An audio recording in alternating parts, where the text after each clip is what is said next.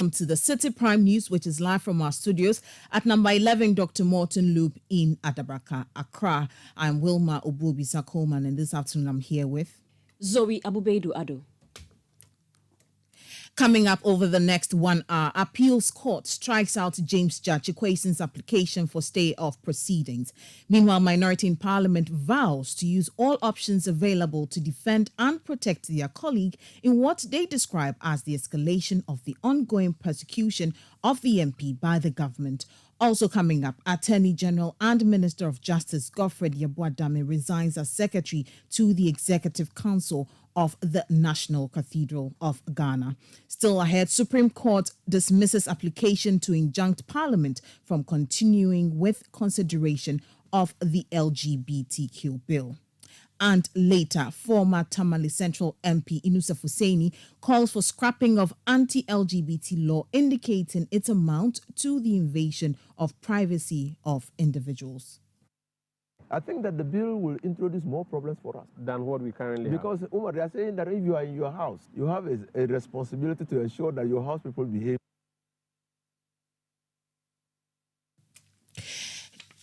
This and many others is what we'll be bringing you on the Citi Prime News if you stay with us. When we also live across the globe on citinewsroom.com. We are also on CitiTube on YouTube. The news is also live across the country on some of our affiliate stations in the Upper West region. We are on Timpani Radio 88.5 in Nadoli and Jirapa 96.1 FM in Jirapa. In the Upper East region, we are live on Rekas 92.1 FM in Bongo Namu. In the Northern region, we are live on North Star Radio 92.1 in Tamale. In the Northeast region, you're listening to us on Nobia FM 98.1 in Nalerugu. In the Western region, we are live on Beach 105.5 FM in Takrade. In the Ashanti region, we are live on Focus 94.3 FM on the KNUST campus and on Orange 107.9 FM in Kumasi. In the Volta region, you're listening to us on Sela Radio 97.1 FM in Dabala and Holy FM 98.5 in Aflao. And in the Savannah region, you're listening to us on Kasha 99.5 FM in Damongo. Citi Prime News at 12 midday. Update you on all the running stories and connect you to the newsmakers. Grateful for your time this afternoon. We'll settle for the details of our stories now. We'll head to the court where the Court of Appeal has struck out James Jachikwasin's application for stay of proceedings of his trial at the High Court. We know that Mr. Kwasin has been in court for a while now over dual citizenship issues. We'll go over the phone lines to speak to my colleague Hansen Ajman, who has been following this development, to tell us more. Hansen, many thanks for your time. Now, what was Mr. Kwasin seeking the appeals court to do? Essentially, he was seeking the Court of Appeal to halt proceedings pending the determination of an appeal at the Court of Appeal for a reversal of the decision of the High Court to hear the matter on day-to-day basis. Hansen, now put to today's Court of Appeal's decision in context with regards to the ongoing case at the High Court. Well, we know that the High Court itself struck out an application for a stay of proceedings. And so when that was done on July 11, Chachichi Kata, the lead counsel for James Jachikwasin, gave indication that he was going to the Court of Appeal to repeat the same application. And so basically, the decision by the Court of Appeal not to stay proceedings and to strike it out essentially goes to the fact that the day-to-day trial of James Jachikwasin will continue in earnest until a time when perhaps he may get a favorable judgment from the Court of Appeal in the substantive appeal case or at the Supreme Court where he has filed for where he has invoked the supervisory jurisdiction of the Supreme Court. But essentially what this means is that the day-to-day trial of James Jachikwasin is going to continue. Now, Hansen, we know the minority mentioned they'll be showing solidarity. Were there any of them in court today? Well, this was a case at the Court of Appeal. This was a case that was instituted by lawyers of James Jackson. And so they were not in court. And so you would want to understand that per the directive that they gave, they said that the proceedings that were instituted by the state. And so it may be understandable why they were not in court today. But at the Court of Appeal, it was just members of the legal team as well as the head of legal affairs of the NDC, Abraham Omaliba, who was in court. Well, Hansen, we'll ask that you hold on a bit for us. We'll come to you on another court issue because Zoe has reactions from the minority based on this ruling. So the minority in Parliament has responded to the Court of Appeal's decision to strike out Mr. Jachikwesen's application for stay of proceedings of his trial at the High Court. In a statement signed by the minority chief whip, Kwame Governs Agboja, the minority said it is including all options available to the caucus to defend and protect James Jachikwesen. Here are excerpts of the statement. Following a request by the Attorney General and Minister of Justice, Mr. Godfred Yeboah-Dame, that Honorable James Jachikwesen be trialed on a daily basis, despite an application for stay of proceedings and a pending application before the Court of Appeal against the daily trial, the High Court has ruled that it will continue to hear the case daily. In essence, the rulings by the High Court put Honorable James Jachikwesen in the same position that he was placed in by the Supreme Court before the Asin North constituency by-election. If the Member of Parliament must appear in court every day for trial, what time will he have to attend to parliamentary business to represent the people of the Asin North? We are therefore at this point including all options available to us to defend and protect our colleague. Honorable James Jachikwesen is the only person to have been elected twice within a parliamentary term. He first won the 2020 parliamentary election in Asin North constituency, which was declared null and void by the Supreme Court after 2.5 years. This triggered a by-election which he won again by an overwhelming 57.56% on 27th June 2023.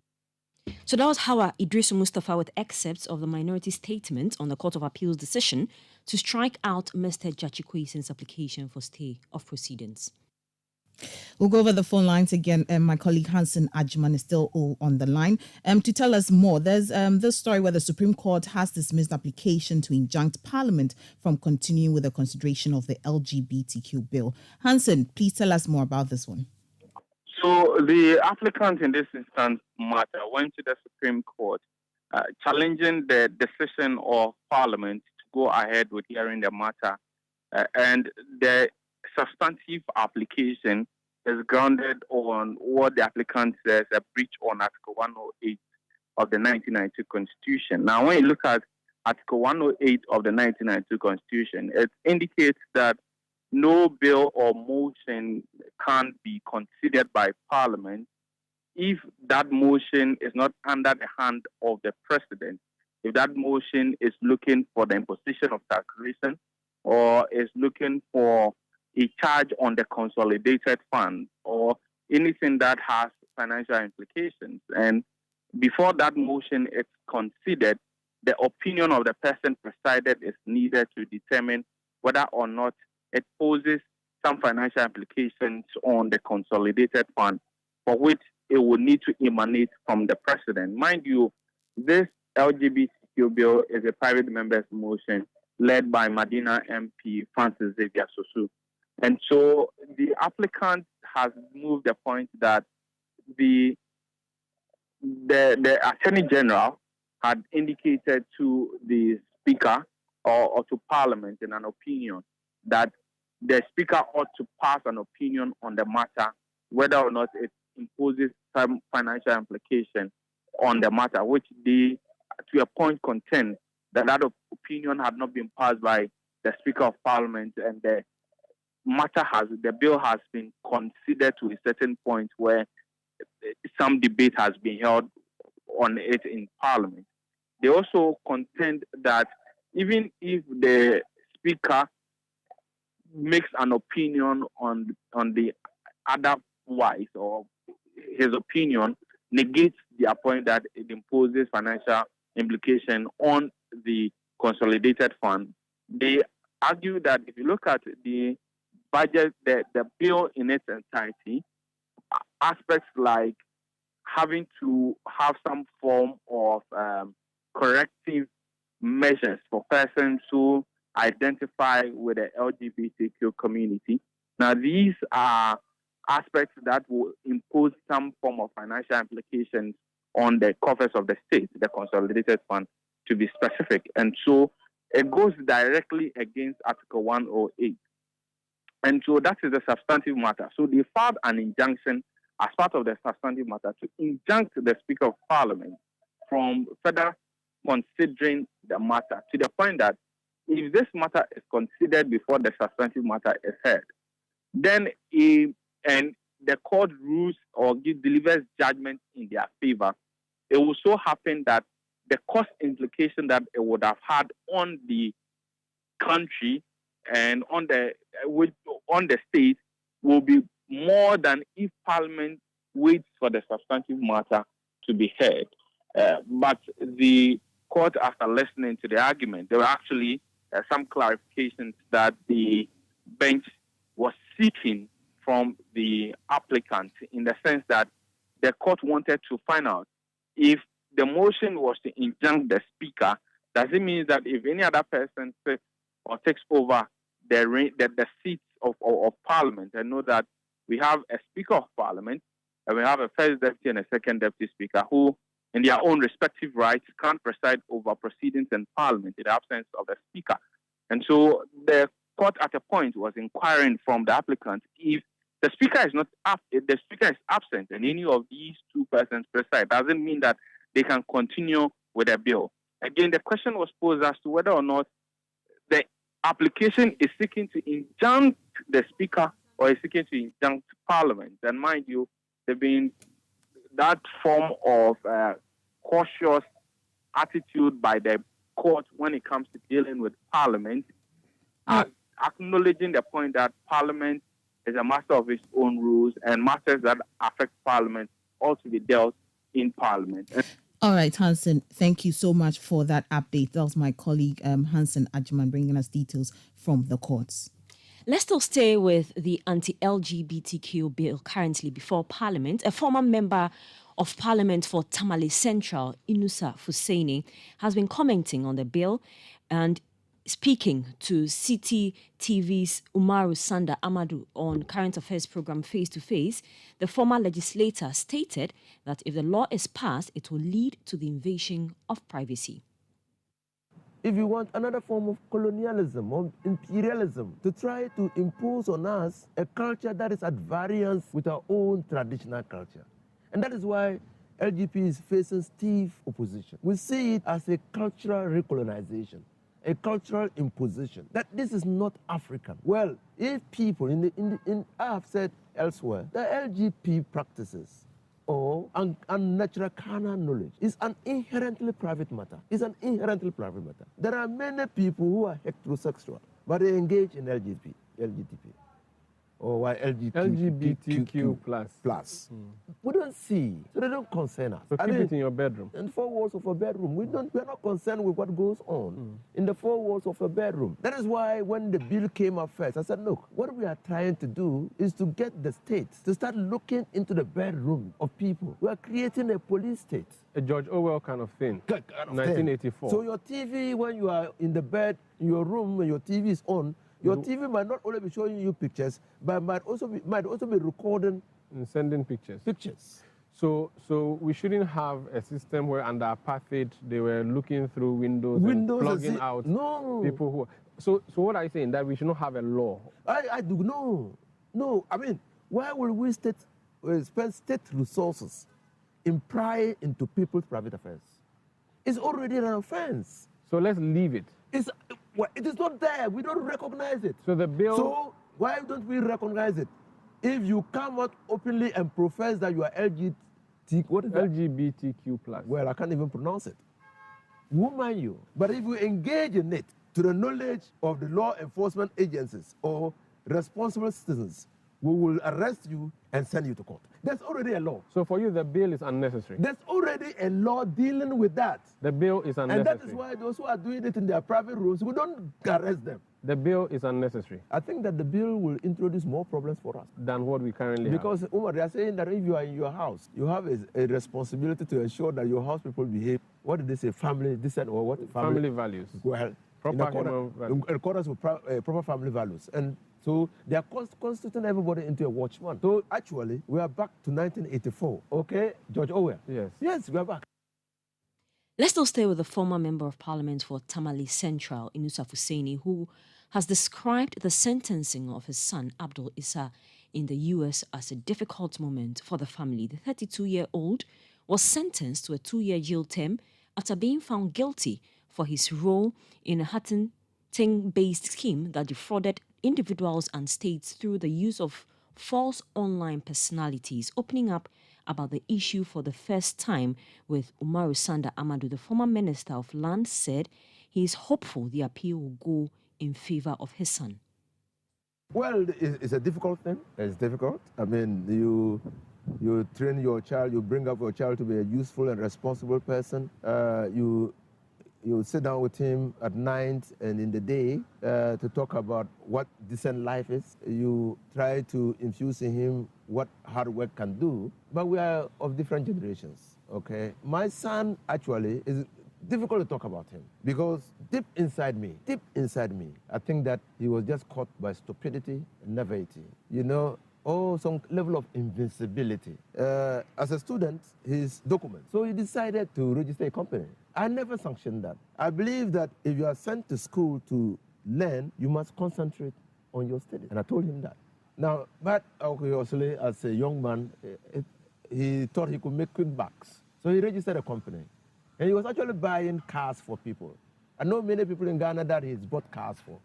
In this particular case, he bought a car for some guys from Nigeria who were fellow students, colleague students. And it turned out that the money that was used to buy the car was money that was obtained fraudulently. And that was his offense. Did he do this knowingly based on what you have discussed with him? He's your son. Did he do this deliberately? He actually even did not tell me. So when I heard it, I was mad at him. Because I said, no, don't get engaged in. Just go to school. Finish, come back to Ghana and contribute to the development of the state. It was only when he got into trouble that he explained to me. Well, when the story first broke, many writers wrote that he was going to spend 50-something years in jail. Obviously, the court did not think that he was a key player in the whole thing. The court also deprecated his involvement and that he should have known better. So that's why the court imposed that minimum sentence. But he's appealed against the sentence, and we're waiting for that. So that was former Tamale Central Member of Parliament, Inusa Hussaini. Now, the Attorney General and Minister of Justice, Godfred Yaboadame, has resigned as Secretary to the Executive Council of the National Cathedral of Ghana. In his resignation letter dated January 2023 and published by North Tong MP Samuel Okujetu Ablakwa, Mr. Dame said the decision was to allow him get impaled time for his role as Attorney General and Minister of Justice. The AG's letter says, due to his limited involvement in the work of the council, he deemed it fit and proper to resign for a new secretary to be appointed. It is, however, unclear if that is the only reason for his resignation following recent public outcry over the activities and operations of the National Cathedral Secretariat. You're still listening to the Citi Prime News live from our studios at Adabraka in Accra. Still ahead in the bulletin, High Court in Kumasi has adjourned the injunction case filed by the Akwetia Line Wood Sellers Association over the eviction from their workplace to allow for a redevelopment project. We'll bring you details of that story and others shortly. Do stay with us. Citi Prime News at 12 midday. Update you on all the running stories and connect you to the newsmakers.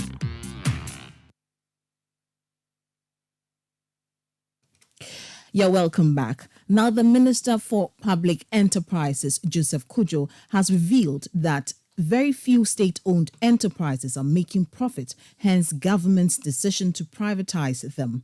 Joseph Kujo, in an interview with the host of the City Breakfast Show, provided details of the performance of the few state-owned enterprises making profits.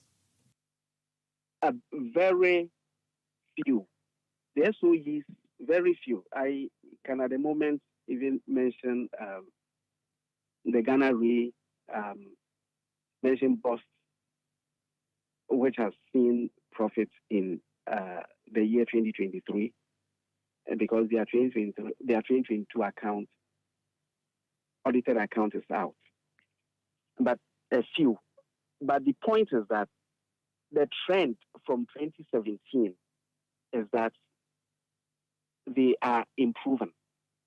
And with the oversight of them intensified, they are doing better as we speak. And we expect their 2022 account, barring the economic challenges that face all companies in the economy, barring that, we expect improvement in their 2022 and 2021 performance.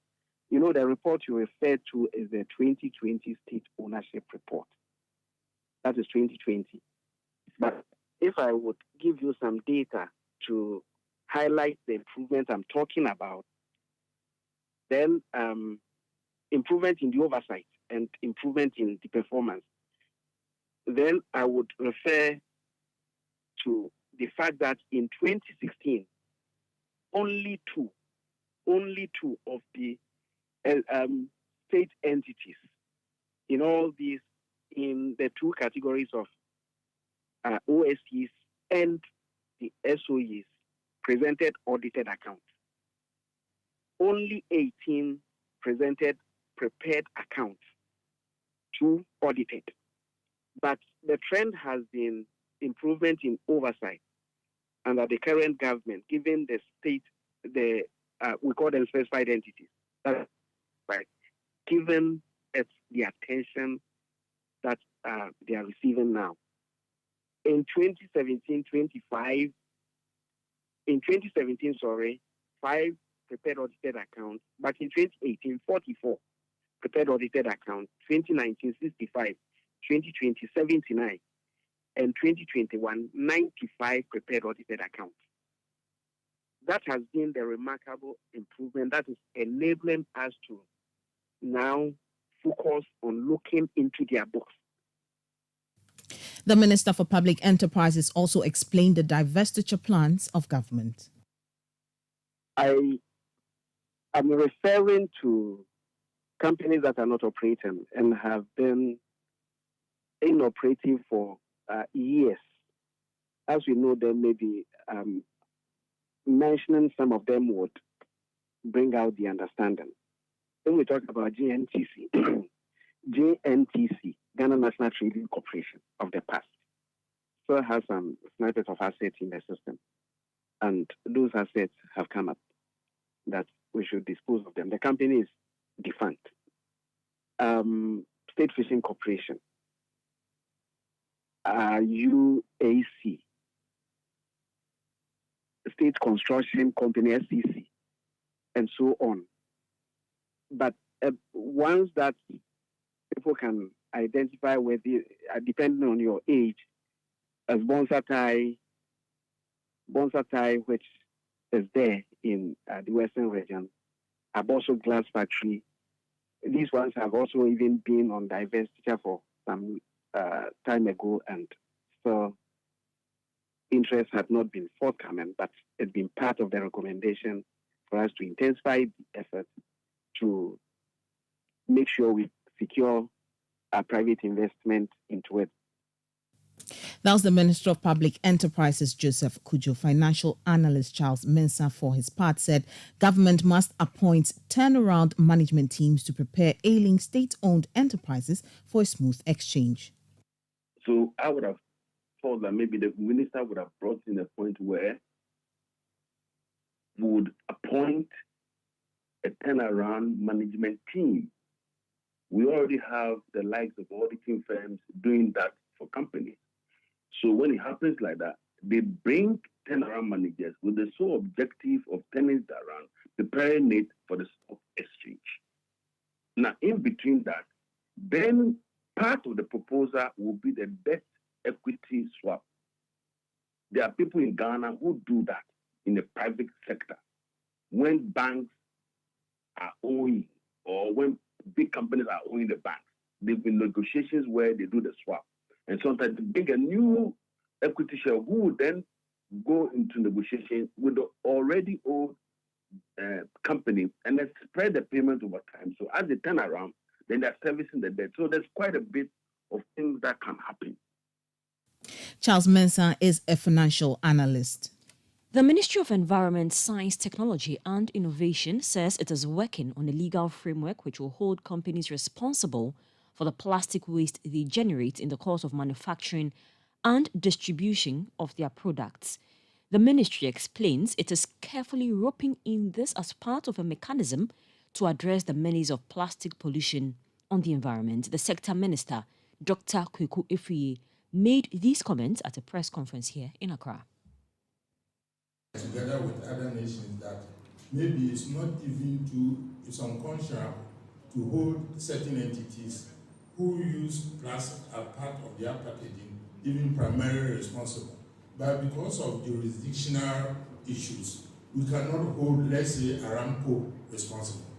So Ghana is in the forefront of bringing an international treaty so that those who actually generate plastics from source, plastics are good for a byproduct of petroleum. So if Petrobras, Aramco, the one for Venezuela and Russia and all that, unless we go by international collaboration, and I'm telling you, Ghana actually, have tabled a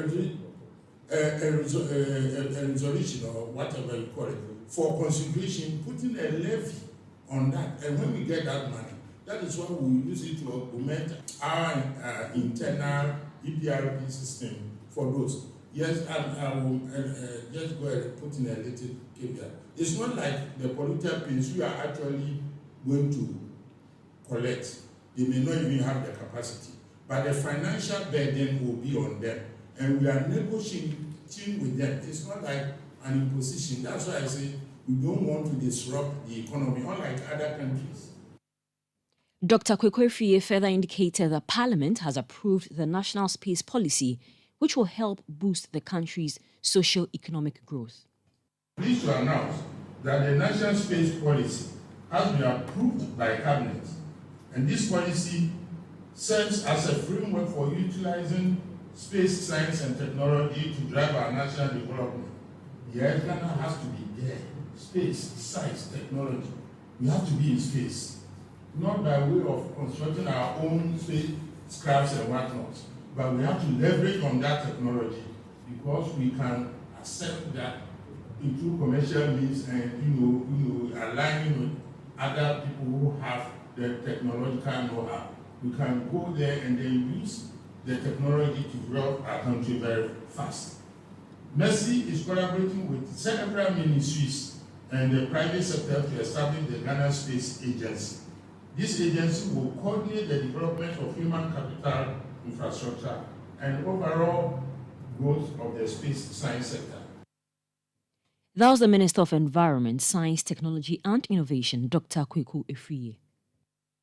Now to some other stories. Members of the National Food Suppliers Association say they are still waiting for the buffer stock company to pay their monies which have been in arrears. The disgruntled suppliers have for the past few weeks been picketing to demand the over 270 million cedis being amount payable for the supply of food made to senior high schools since 2021. The Agric Minister Brian Champong intervened and assured that payment processes would begin from Monday, July 17, but that did not materialize. According to Citi News sources, government released some 100 million cedis to the buffer stock company for onward disbursement. Prior to this, the aggrieved suppliers had issued a Thursday, July 20 ultimatum to have payment done or resume picketing. Meanwhile, the National Buffer Stock Company and the Agric Ministry are tight-lipped with information on processes done to remedy the problem. Now, the Electricity Company of Ghana, ECG, has discovered more than 4,000 substandard and unapproved meters during its zero revenue mobilization exercise. Concerns have been raised following a plan by the company to involve the private sector in the supply of meters. There are fears the move will lead to an influx of inefficient meters to consumers. The communications manager of ECG, Leila Abubakar, highlights potential dangers associated with the approach, but said a consideration can be given to the suggestion. If we allow private people to start selling meters, what does that imply? It implies that people can go and buy meters that meet the standards set by the Standards Authority and install, even if they have an agreement with ECG to inform us on any of these installations. It might take a while before we would realize if a meter is defect. And so even though we are trying as much as possible to be open to certain solutions regarding meters, I wouldn't say that giving that authority to private people to vend meters is the best solution. During this particular process, this particular exercise that we are undergoing, which is the Operation Zero, we have already uncovered over 4,000 foreign meters in the system. It means these meters were, allowing people to use electricity, but weren't getting the money because we didn't even know they were in the system. We're also trying to avoid the issue of who takes the blame. If a meter is installed in someone's property that wasn't procured through the ECG and something happens, a fire, whatever it might be, who takes the blame? Is it a private person who takes the blame or is it ECG who takes the blame? I mean, we have to be able to think about all these things. We also know about people who have procured meters and have discarded them after the meters have accrued a lot of debt on them. I suspect this would continue. And if we don't have very honest people and very honest vendors, by the time we realize we might be in big trouble and we won't be able to revert the issues that would arise from allowing private people to vend. And that's the reason why PRC has insisted that the only people to put out meters in customers' facilities and buildings and wherever they might need them is the utility, so that we can take account and then be responsible for whatever happens to it. ECG's communications manager, Leila Abubakar. We'll go to the House of Legislature because the minority says its absence from that parliament is not hampering the House from conducting business activities. The group says although it abandons business activities in the chamber to solidarize with colleagues facing prosecution at the court, the majority caucus with its 137 numbers could form a quorum to conduct business. Speaking on the floor of Parliament, the minority Chief Whip Kwame Governs Abuja urged the majority caucus to desist from blaming the inability of the House to conduct parliamentary business on the NDC legislators' boycott of the House. The number of colleagues in the chamber yesterday were 75, which fell short of the number you needed to do business. But Mr. Speaker, I was surprised yesterday that my very good friend, the Majority Chief Whip, was making public pronouncements with the effect that the absence of myself and my colleagues was hampering business. And so many public comments, Mr. Speaker. The fact is that if he checks his front, his leader and his deputy leader have not been seen this week. He didn't find any problem with that. Look at the number in the House today. Is it the case that you brought a bill here to solve the problems of this country? Rising cost of living, not being able to pay contractors, not being able to deal with a situation that the absence of the minority did not permit you to do that. You know that at your back, many colleagues are currently out there campaigning. In fact, one person who is a key person to solve our problem today is Dr. Baumia, our Vice President of the country. He's not at the office as we speak. He's campaigning somewhere. What has the absence of minority members who actually said we were not coming to work yesterday got to do with the reason why your members could not be up to the number that form quorum? So the problem is yourselves. If you produce your 138 members tomorrow morning, we shall provide our 137 members tomorrow morning. And then my colleague will use words that I know he probably didn't mean those words. We are not childish. We are bold and we are honest about it. The reason you couldn't do business yesterday was because your own members are not coming to work. In fact, you can't even count 50 members this morning. So let the world be aware, the country be aware, that the reason Parliament is not forming quorum, has nothing to do with the minority members. You have 138. Where are your 138? You don't have them. Honorable Him, You don't have them. let's finish with the correction Yes, first. so Mr. Speaker, let it not be said anywhere in this country that the absence of the minority in Parliament has stopped this country from paying contractors, from reducing the price of petrol. You heard that the Minority Chief Whip Kwame governs Abuja. Meanwhile, the Member of Parliament for South Dai, Roxanne Nelson Dafiamepo, raised concerns about the lack of quorum to conduct business of today and called for adjournment. Matters in Parliament shall be determined by the votes of the majority of members present and voting. And with at least half of all the members of Parliament present, that's emphasis. Mr. Speaker, the emphasis that I'm laying this morning is that the commencement quorum, which is a quorum of 91 members, Mr. Speaker, is not attained this morning. So we are incapable of even proceeding to correcting the votes and proceedings of yesterday. We can't even pray. We cannot even wink at our brothers in this chamber this morning. Mr. Speaker, this is a matter that the Supreme Court have asked us to make pronouncements on. It is binding on the House.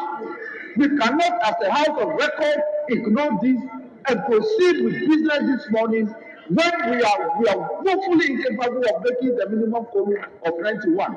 We are not even 40 members. Mr. Speaker, we may have to bring this matter to your attention this morning. The House is utterly not capable of conducting any business.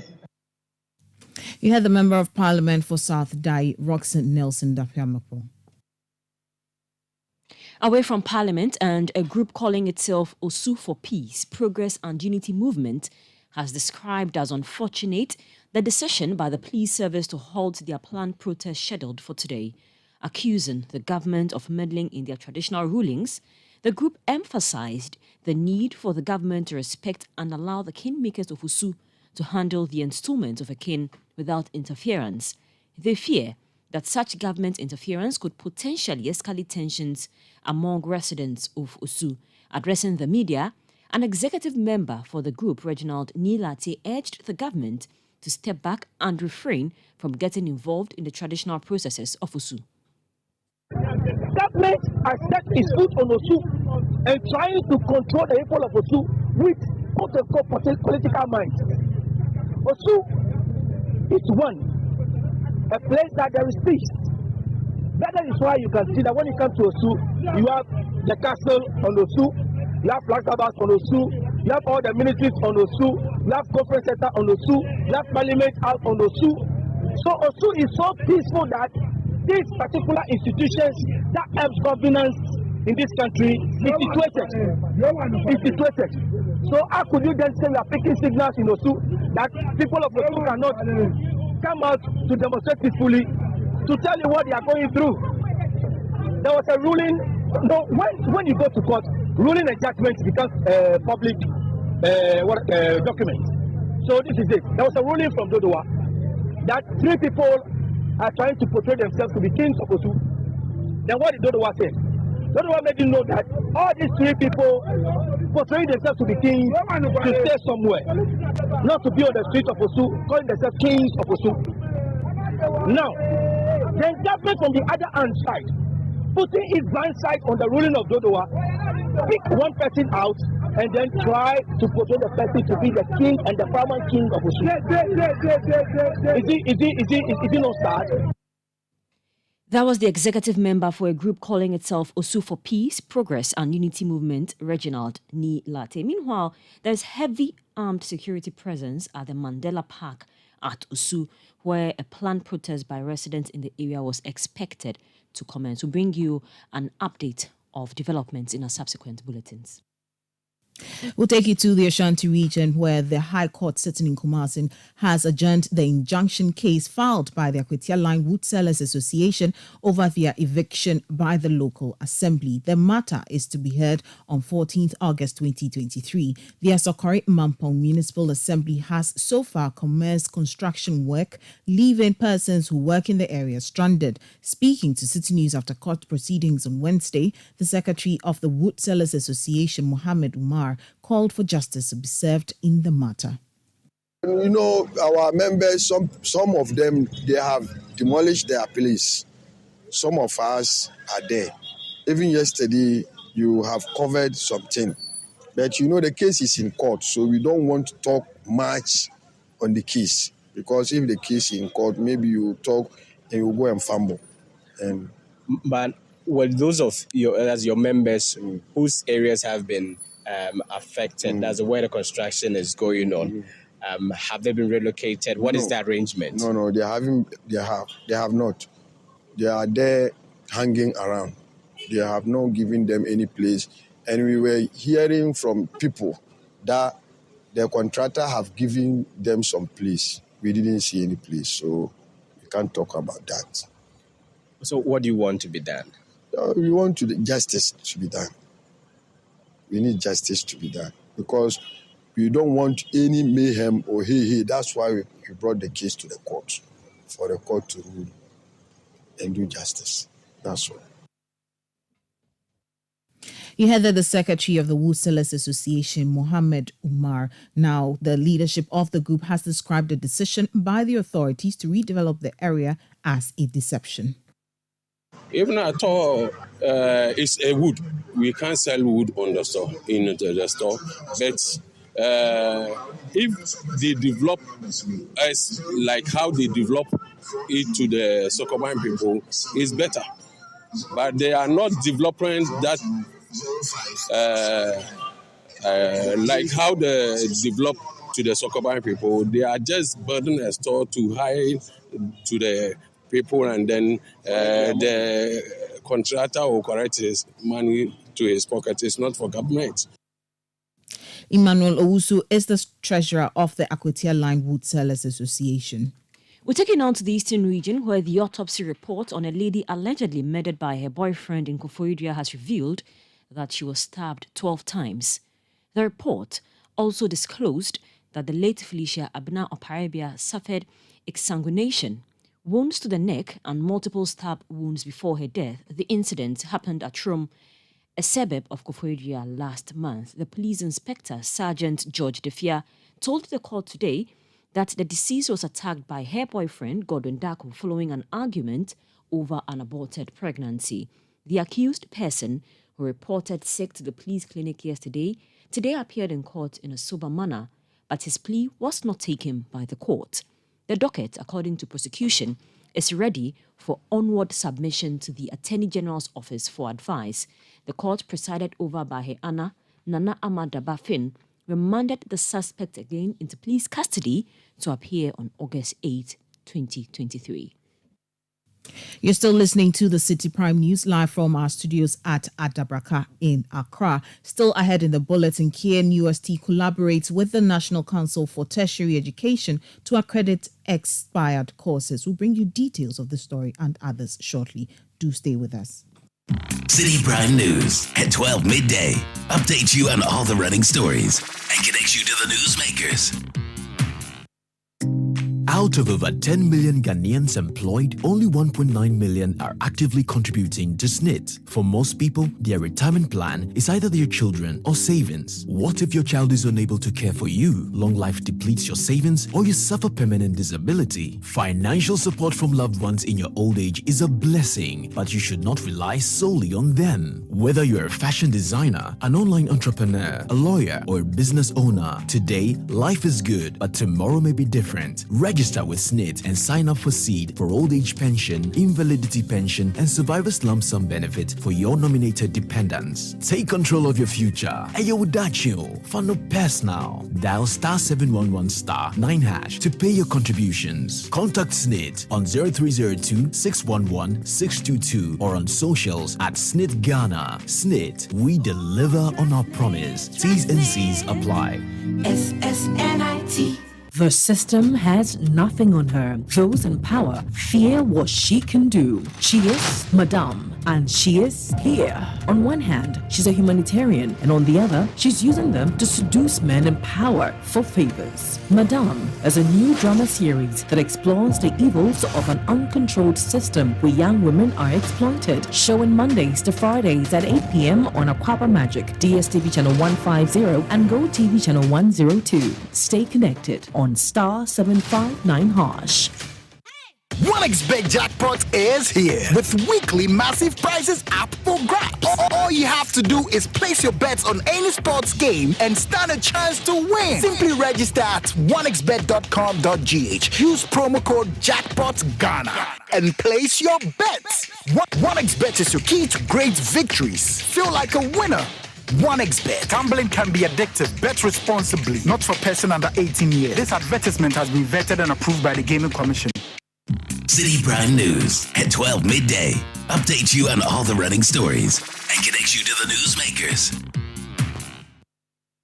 You're welcome back. Many thanks for staying with us. We'll continue with the bulletin. And the management of the Kwame Nkrumah University of Science and Technology, KNUST, says it is collaborating with the National Council for Tertiary Education to accredit their expired courses and programs. This follows the 2021 Auditor General's report, which disclosed that out of 360 programs, only 60 were accredited. There's more in the fuller report filed by Citi News' Ansheli Siwu.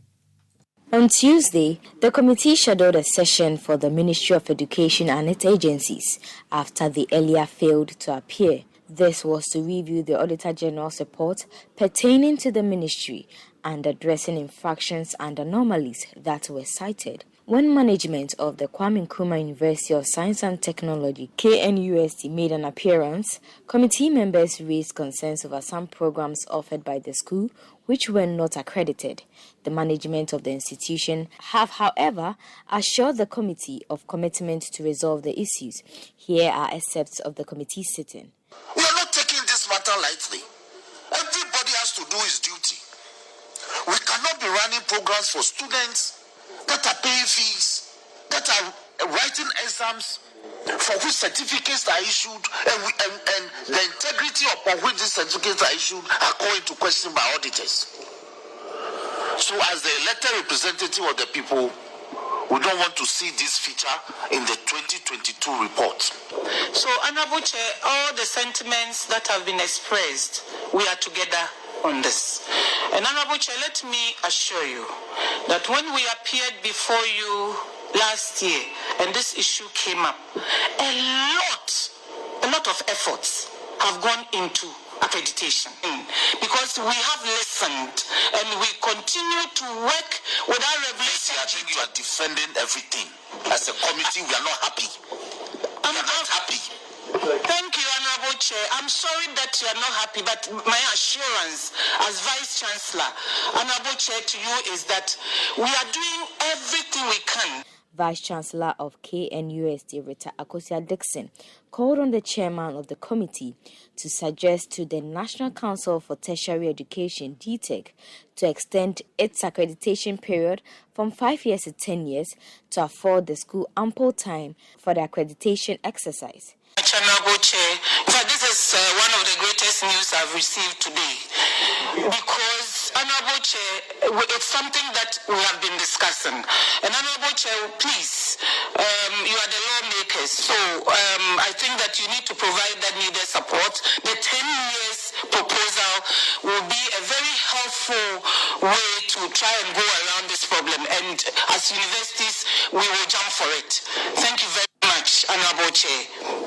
The committee also raised concerns of some persons who were paid double salaries by the university. Payment of double salary to people who are very knowledgeable in this country. We have 4 names here. The amount involved is 488,000 Ghana cedis, 868.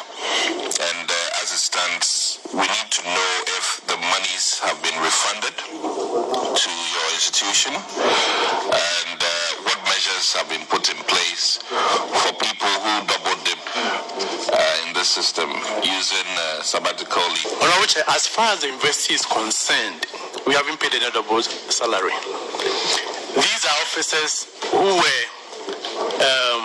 qualify for sabbatical leave. And as per our regulations and conditions of service, if you are qualified for sabbatical leave, we pay you your basic and your premium. And that's exactly what we did. In fact, in even the letters we wrote to them, we indicated that they are not supposed to go and take any basic anywhere else. But as far as our conditions are concerned, we did not pay a double salary. We paid the basic and the premium which they were entitled to. And therefore, we do not agree with the auditors that they were paid double salaries. The report was filed by Citi News' Ansheli Zhu. The Ghana Scholarship Secretariat has attributed the failure to pay the stipends of students in Ukraine and other countries to the delay in the disbursement of funds to the Secretariat by the Finance Ministry. There have been heightened concerns by affected students abroad on the Ghana Scholarship Secretariat's role, citing hardship due to the non-payment of their stipends. Speaking to Citi News, Head of Diaspora Relations at the Ghana Scholarship Secretariat, Richard Jemfi, sympathized with the students and further indicated that plans are underway to address their concerns in the nearest possible time. First and foremost, we do sympathize students, all our beneficiary students across the globe. This is not a deliberate to stifle out the students from, their comfort of study. As the Ghana Scholarship Secretariat, we receive money from the Ministry of Finance. And when that money is made available, we distribute it to all the institutions where our students are, and also give stipends. I must be honest that the fluidity of the money compared to years back hasn't been the same. And therefore, we are not only in arrears with students in Ukraine, we are in arrears with students in the UK, we are in arrears with students in Canada, America, and so on. And so the registrar and the management team are still pushing so that allocation will be made for us that could cover the tuition of the students and also the stipend. Richard Jemfi is the head of Diaspora Relations at the Ghana Scholarship Secretariat. Now, the Ministry of Local Government, Decentralization and Rural Development says it will be embarking on a household travel survey within 29 metropolitan and municipal assemblies in the Greater Accra metropolitan area to ascertain people's transport choices and challenges.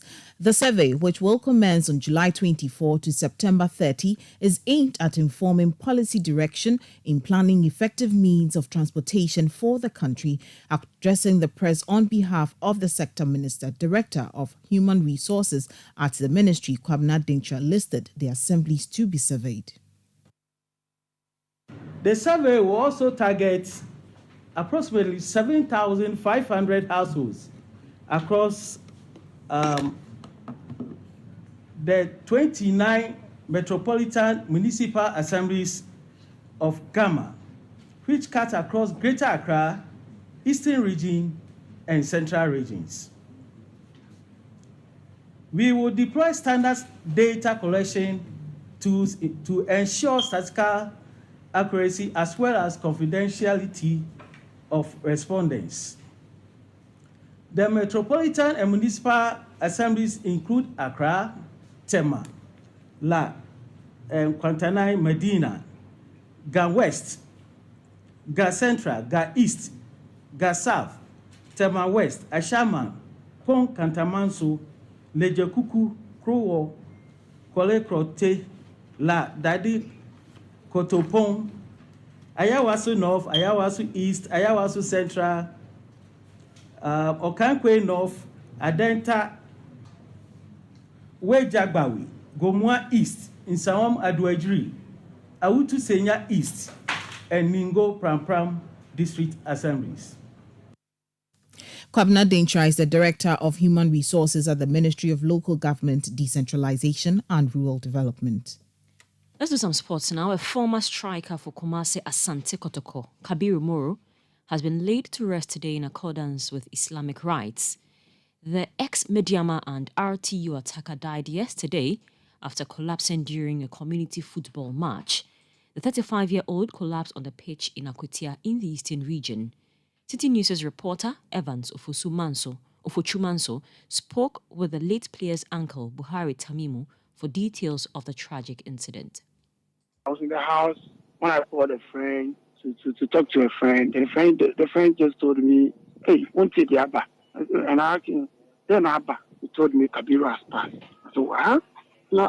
And he went on to tell me that they were playing football on the pitch.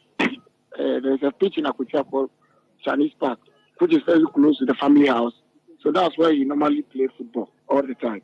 So as they were playing football, he was given a pass, and he also released the pass to, according to the report, he also released the pass to one of his teammates.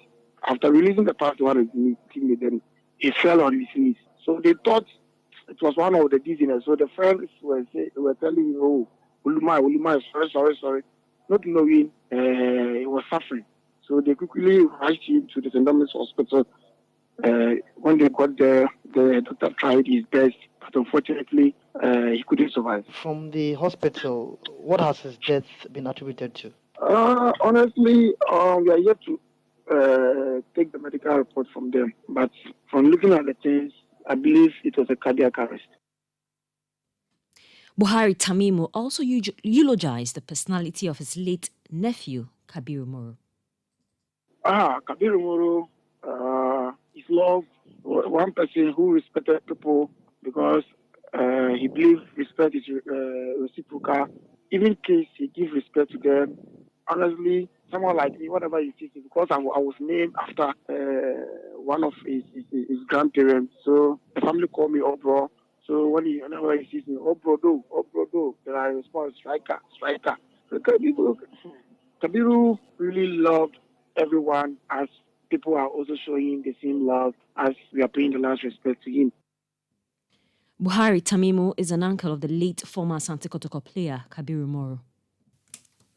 Now, the Alliance for Social Equity and Public Accountability, ASEPA, wants the National Identification Authority summoned before Parliament to answer questions on the use of the ECOWAS card, also known as the Ghana card, as a national ID. ECOWAS in 2014 passed a resolution to introduce an ECOWAS biometric travel certificate called the ECOWAS card for member countries to issue to their citizens who want to travel within the sub-region to be used as a travel document. ASEPA argued that this is the sole reason for the use of the Ghana card and cannot be used as a form of identification and for elections. Speaking to Citi News, the executive director for ASEPA, Mensa Thompson, describes the use of the card as an illegality. We have taken our time to look at the current Ghana card regime being issued by the National Identification Authority, and we believe that the NIA is perpetuating some serious illegality, which we must all get back to the table and correct that illegality as soon as possible before it becomes a major catastrophe for us as a country. The first thing is that, one, the current Ghana card that is being issued by the NIA, which on top receives an ECOWAS card written boldly, is nothing but an ECOWAS biometric travel certificate. Mensa Thompson is the executive director for the Alliance for Social Equity and Public Accountability, ASEPA. And that's how we end today's edition of the Citi Prime News, which has been live from our studios at Adabraka in Accra. Now, before we leave a recap of some of the stories we have been bringing you now, Appeals Court strikes out James Gyakye Quayson's application for stay of proceedings. Meanwhile, minority in Parliament, they have vowed to use all options available to defend and protect their colleague in what they describe as the escalation of the ongoing persecution of the MP by the government. You can log on to our website, citinewsroom.com, for more stories. I am Wilma Obuobi-Sakoman, and I did this with Zoe Abubeiduado. Up next is the afternoon's edition of the Citi Business News. Many thanks for doing the listening, and do have a good day.